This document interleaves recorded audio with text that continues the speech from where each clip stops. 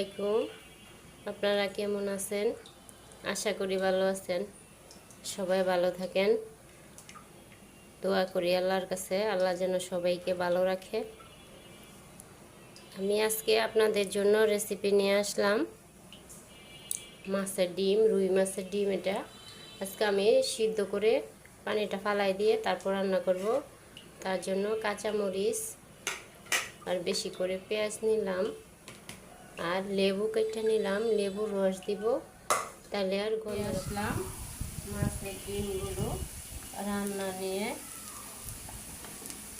এখন কড়াইয়ের মধ্যে ভালো করে আমি পেঁয়াজ একটু নরম করে নিলাম। আদা রসুন আর একটু লাগবে, কারণ মাছের ডিমের মধ্যে বেশি লাগবে। ধনিয়ার গুঁড়া, হলুদ গুঁড়ো আর একটু দিই, লবণ,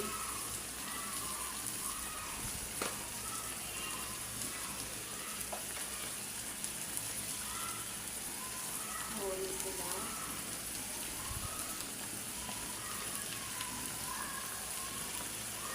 আর কাঁচামরিচ দিই।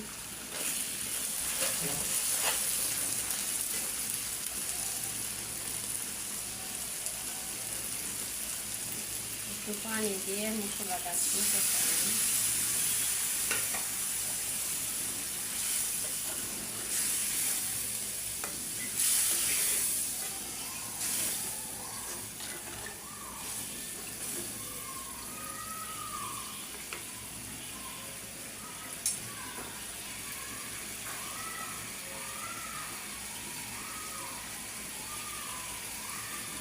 এখন আলুগুলো আমি দিব আগে।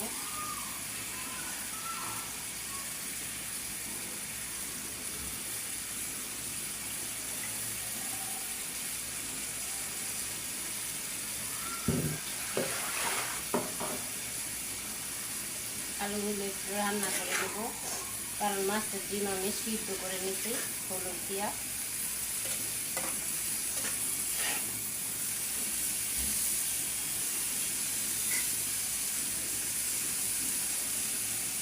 আলুগুলো আমি একটু সিদ্ধ করে নিই।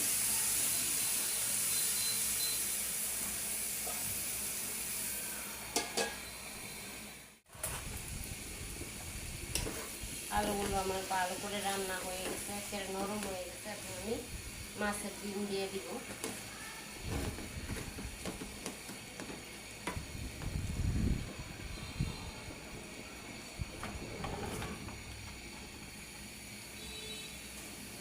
মাছের ডিমগুলো আমি এইভাবে সিদ্ধ করে নিচ্ছি গরম পানির মধ্যে দিয়ে, লবণ দিয়ে, হলুদ দিয়ে।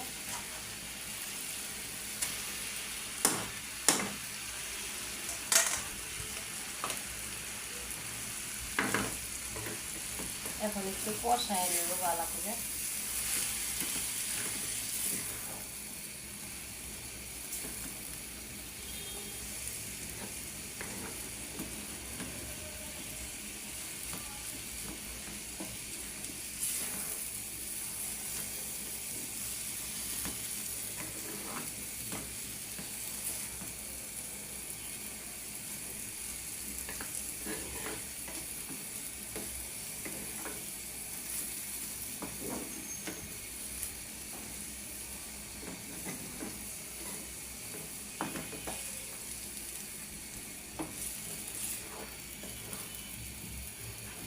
আমি আজকে একটু ঝাল ঝাল রান্না করতে লাগলাম, কারণ মাছের ডিম একটু মিঠা মিঠা হলে খাওয়ান লাগে, ভালো লাগে না।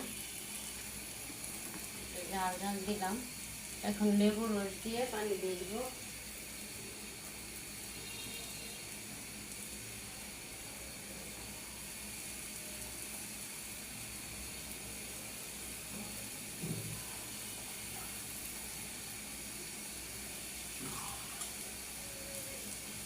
লেবুর রস দিয়ে দিলাম।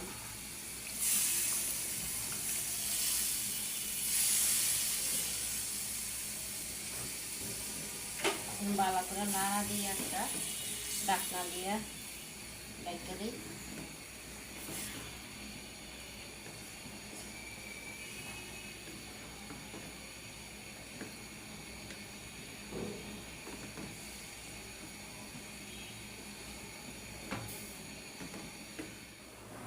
এখন শুধু জিরা গরম মশলার গুঁড়া দিয়ে দিব। আজকে আমি মাছের ডিমের মধ্যে মাছের ডিম সিদ্ধ করে নিছি, তাও এরকম অনেক বেশি হয়ে জায়গা ফুললা।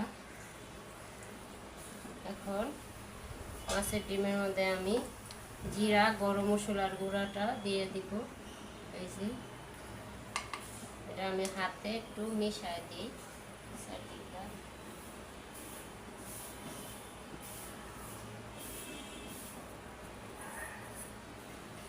লাস্টে দিছি মশলাটা যাতে গ্রান করে।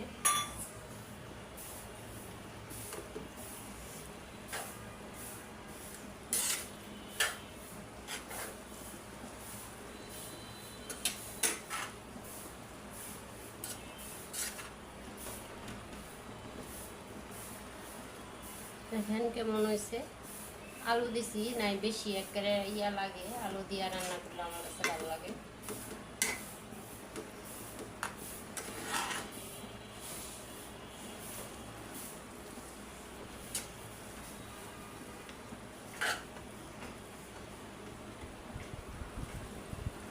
আল্লাহ হাফেজ।